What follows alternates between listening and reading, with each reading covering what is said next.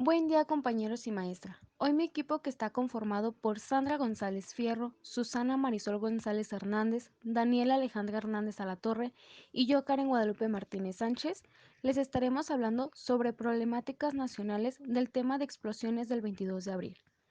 En el presente trabajo tocaremos un tema bastante épico y a su vez controversial que sucedió en nuestra gran ciudad Guadalajara. En 1992, las calles de Guadalajara se pintaron de rojas al sufrir grandes explosiones en algún porcentaje de la misma. Trataremos de tocar este tema con el debido respeto que se merece, pero a su vez informar a los lectores sobre las cosas que ocurrieron bajo el agua, y por ende muchos ni siquiera se enteraron. También añadimos un poco de las relaciones que tuvo el gobierno, la sociedad en general, el CIAPA y los tapatíos.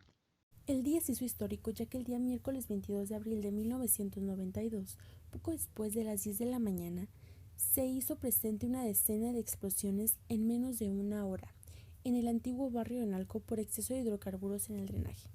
Las explosiones ocurrieron en el conector intermedio del subsuelo de Analco en un área de casi 10 kilómetros, lo cual también afectó a las colonias Atlas, San Carlos y Las Conchas. El saldo de las explosiones se calcula que fue de 212 muertos, 69 desaparecidos y 1.800 lesionados.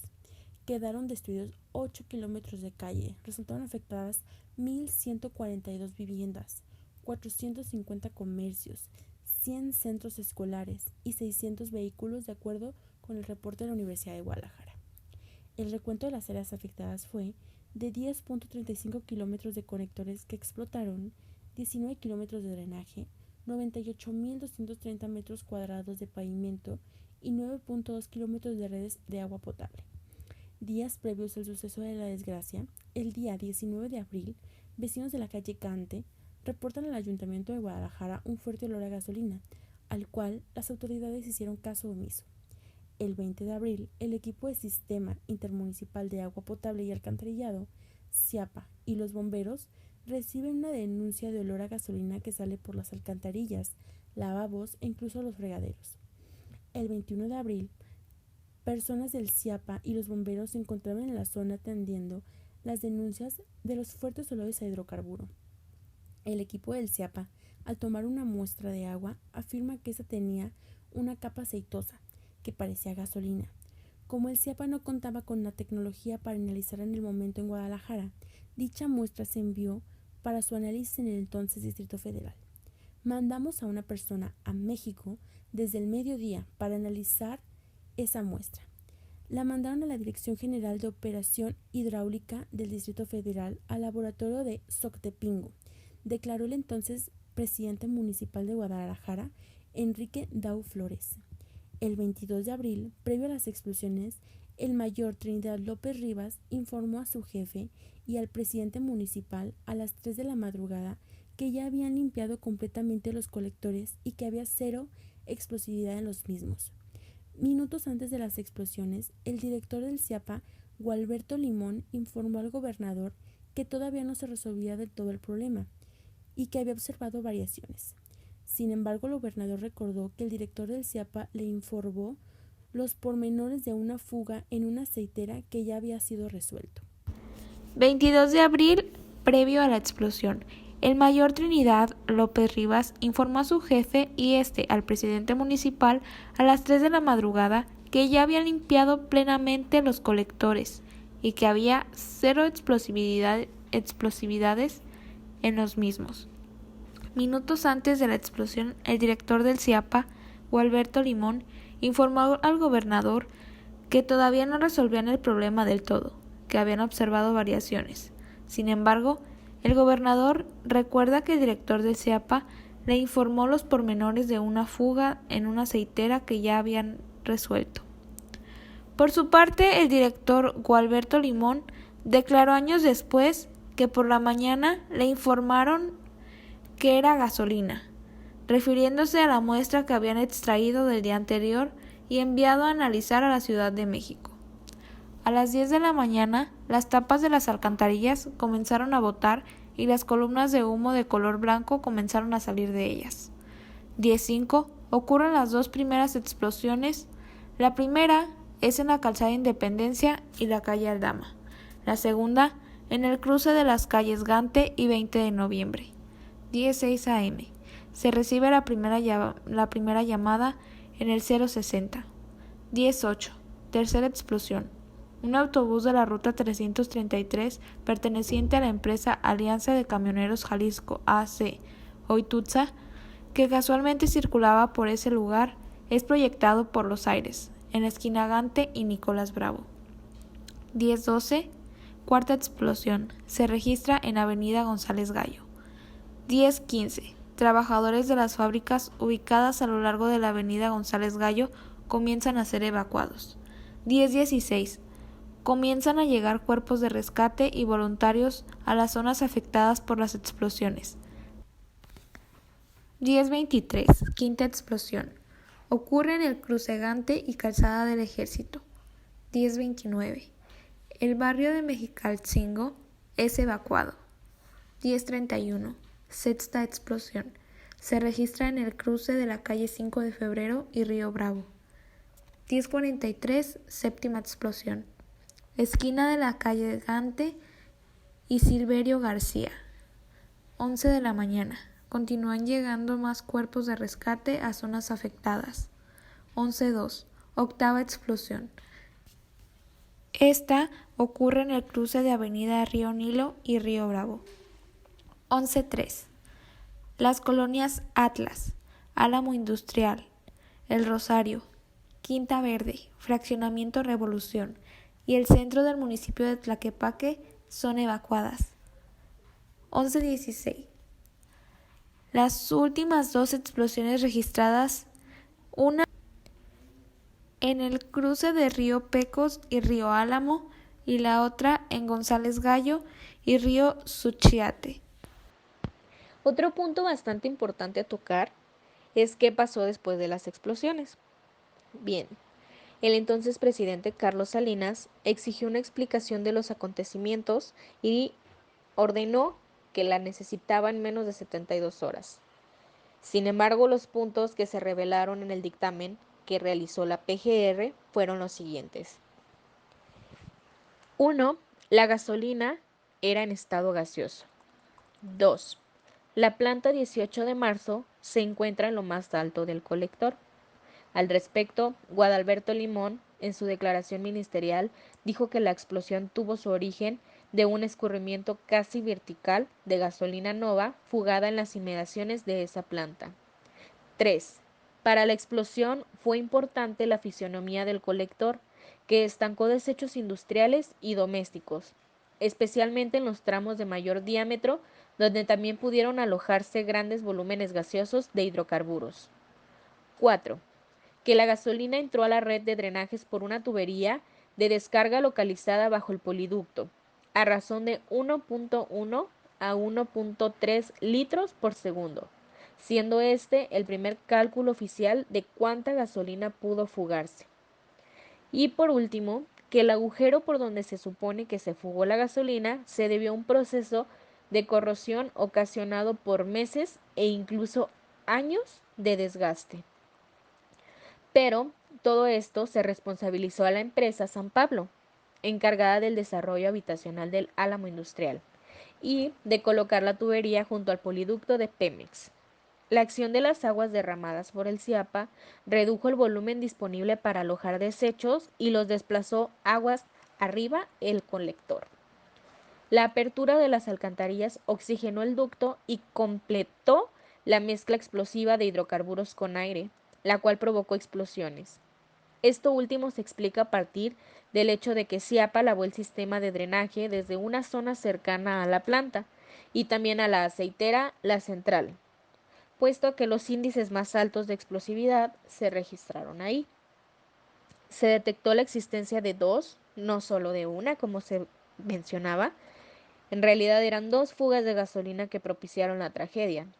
De acuerdo con declaraciones de los ingenieros petroleros, peritos y especialistas, quienes participaron en el muestreo de 60 alcantarillas de la zona dañada y especialmente de la colonia Álamo Industrial. Durante 21 meses se usaron estos argumentos para conclusiones no acusatorias por estimar que no había relación directa entre las personas sujetas a proceso y las explosiones. La principal conclusión del gobierno federal fue la siguiente: las explosiones en el drenaje de la ciudad de Guadalajara fueron causadas por la acumulación de hidrocarburos y solventes provenientes principalmente de la zona industrial, con aportaciones de talleres mecánicos y pequeñas industrias próximas al colector intermedio oriente, sin la presencia de gasolina nova, pues no se detectó en las muestras tomadas el 21 de abril. Dicha acumulación se provocó por la modificación de los colectores para la construcción de la línea 2 del tren ligero, de tal suerte que la gasolina localizada fue consecuencia y no causa de las explosiones. Esta conclusión se sustentó en una detallada argumentación de naturaleza científica, y que por supuesto no contempló en ningún momento fallas u omisiones de Pemex y derivó en las llamadas acusaciones no acusatorias. Cabe destacar que, en todo momento, la actitud del personal de Pemex estuvo muy lejana a mostrar abierta disposición para coordinarse con el resto de las dependencias públicas involucradas. Resulta bastante probable que el comportamiento no cooperativo mostrado por el personal de Pemex durante el 21 de abril estuviera motivado por temor a que se descubriera la inusual motivación de camiones cisterna que se observó ese día en las inmediaciones de las instalaciones de Pemex. Evidentemente, estas acciones no figuran entre las actividades realizadas por parte del personal de la paraestatal y se encuentran contenidas en el Informe de Hechos, Investigaciones y Estudios sobre el accidente del drenaje en la ciudad de Guadalajara el 22 de abril de 1992. Sin embargo, hay testigos oculares que presenciaron las maniobras que realizaron algunos camiones de Pemex, presuntamente para extraer ilegalmente gasolina del drenaje alrededor de las vías del ferrocarril en la zona industrial. Uno de los testigos declaró: mi papá me dijo, mira, están robando gasolina. Le pregunté, ¿lo denunciamos? Y me respondió, no, nos meteríamos en un problema. 10 años después, salió una nota en el diario Público Milenio con el encabezado "Una falla de bombeo provocó las explosiones", que señalaba: los operadores de Pemex sabían que tenían un gran problema. Se registraba un derrame gigantesco alrededor de la planta en la mañana del 21 de abril. La protección catódica, que debía proteger a los ductos de la corrosión por medio de la inducción de corriente eléctrica, no funcionaban correctamente desde años atrás. Quizás el hecho de no aceptar ningún tipo de fuga en sus instalaciones en Guadalajara era la única alternativa para ocultar un mal mayor: la latente corrupción que posibilitó, en mayor o menor medida, la dispersión de gasolina. La evidencia de corrupción dentro de Pemex, hasta el día de hoy, continúa siendo directa y circunstancial, en comportamiento no colaborativo del personal previo a la explosión. Solo de manera indirecta es posible deducir que ese comportamiento estaba determinado por el miedo a un severo castigo que recibiría de sus jefes al aceptar o denunciar una fuga masiva de combustibles. Cualquier indicio de la corrupción de Pemex hubiera resultado crítico para quienes promovían la modernización de la paraestatal por aquellos años. Las autoridades federales se apropiaron de la autoridad para definir causas y siempre minimizaron la responsabilidad de Pemex. A quienes intentaron hacer investigaciones al respecto, se les negaron muchos accesos y se les pusieron trabas de todo tipo para desistir de sus intenciones. Las conclusiones oficiales jamás contemplaron fallas u omisiones de Pemex, a pesar de la enorme cantidad de gasolina derramada en el drenaje. Jamás se contempló que ésta viniera de la terminal de distribución 18 de marzo, ni que la fuga se debiera a errores humanos. El gobernador de Jalisco, Guillermo Cosio Vidaurri, pidió licencia días después de la explosión. Lo mismo hizo el presidente municipal, Enrique Dau Flores, y poco después de eso fue detenido. Después de haberles hablado un poco de la historia de estas explosiones y de qué sucedió después, ahora pasaremos al punto sobre los testimonios de la gente, de los tapatíos que presenciaron este gran accidente y esta gran falla. ¿Me regala su edad, abuelito, por favor? 70 años. ¿Conoce el tema de las explosiones del 22 de abril? No tanto así, pero sí me di cuenta de las explosiones del 22 de abril. Desde su punto de vista, ¿cómo lo vivieron? ¿O qué fue lo que sintió o lo que vio? No, pues yo a la hora de las explosiones estaba yo desayunando, eran como las 10 de la mañana, entre 10 y media, cuando se oyó una explosión que retumbó las ventanas de los vidrios. Fue cuando yo dije, pues, ¿qué está pasando? Y al poco rato ya me di cuenta en las noticias que había explotado allá en la calle, aquí en Guadalajara, en la calle Gante, una explosión tan fuerte que se sintió, que se cimbró. Fue lo que escuché yo. Ya después en las noticias vi todas las imágenes que cómo fue la explosión y que de tal magnitud que estuvo muy feo. ¿Ustedes vivieron o sospechaban algo días antes de ese día?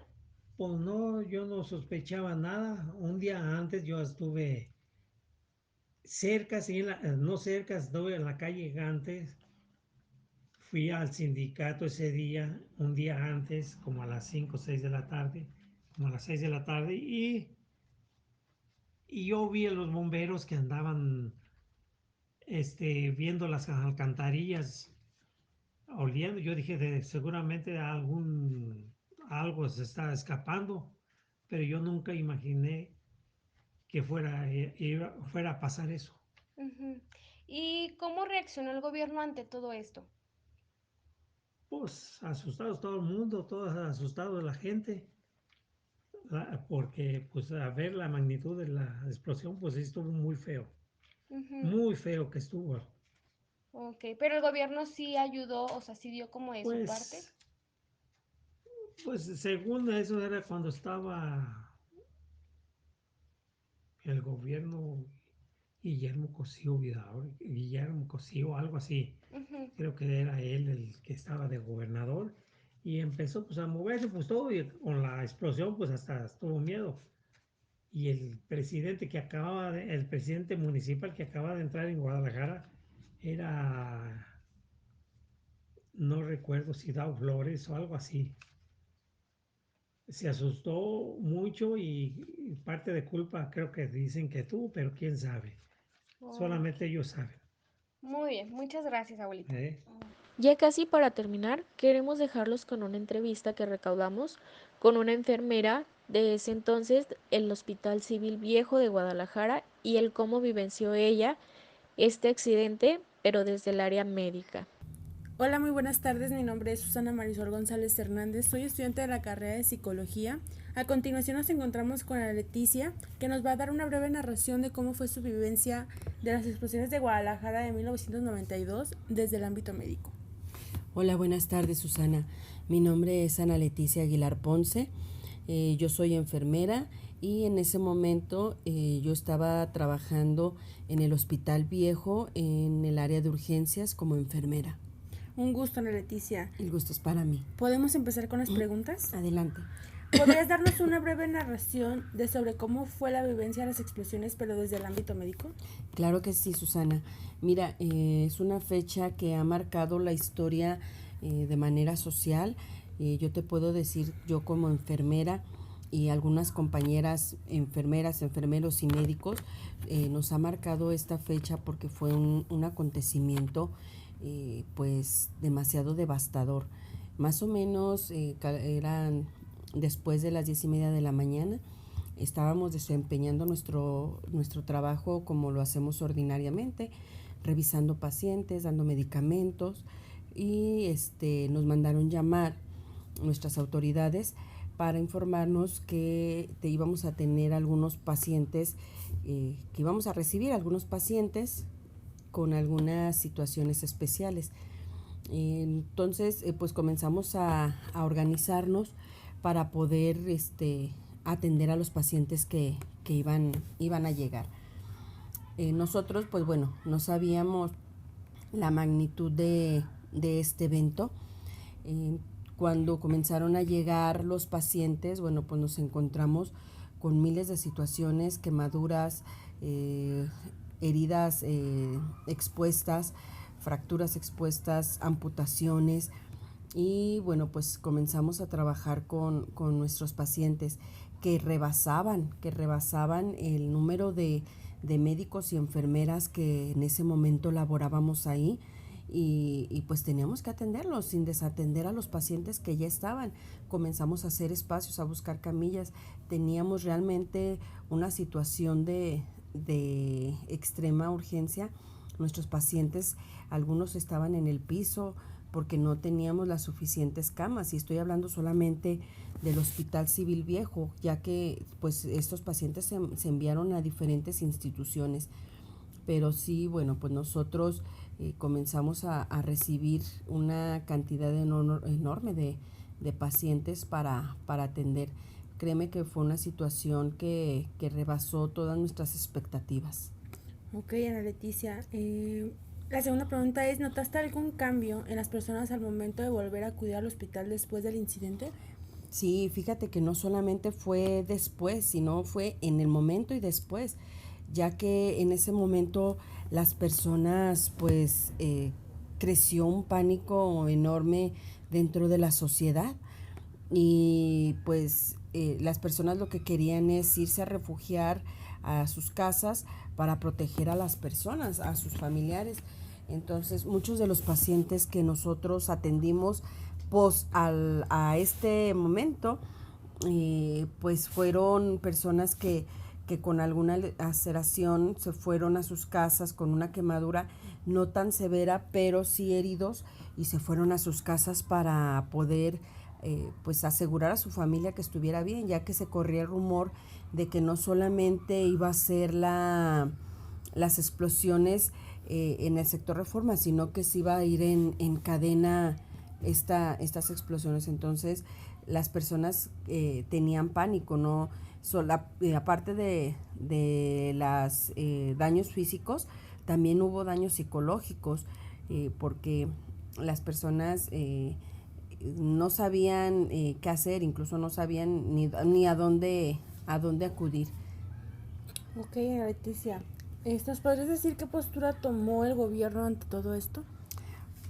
Pues mira, al inicio el gobierno, pues no sé si tú hayas investigado, me imagino que sí, ya que estás aquí en esta entrevista. El gobierno pues pensó que era un hecho aislado de la sociedad, o sea, que solamente fue un hecho que alguna persona lo había provocado. Pero bueno, pues ya se tenía el reporte con antelación de que se daba el olor a hidrocarburos en esta zona, y el gobierno pues hizo caso omiso a estos llamados. Y cuando surge esta situación, bueno, pues comenzaron a haber una serie de explosiones simultáneas, y pues teníamos muchos pacientes que atender. El gobierno, bueno, pues sí atendió pues a la situación, atendió las necesidades, no solo médicas, sino también sociales y de infraestructura. Hubo restauración de la zona dañada, pero bueno, pues el daño continúa. Incluso si tú vas, hay unas calles en donde está una pared con los nombres de algunos de los desaparecidos, porque mucha gente desapareció y jamás se volvió a saber de ellos.